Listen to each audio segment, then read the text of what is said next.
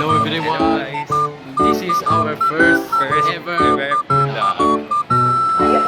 Today we are going around the school. School. Let's go now. Let's go.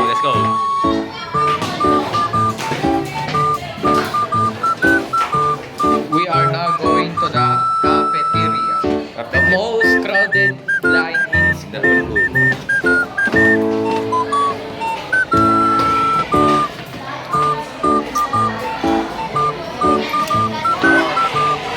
Where we are going? Completely speaking, I don't ask We for are this. going to the cafeteria to buy something while we don't have money.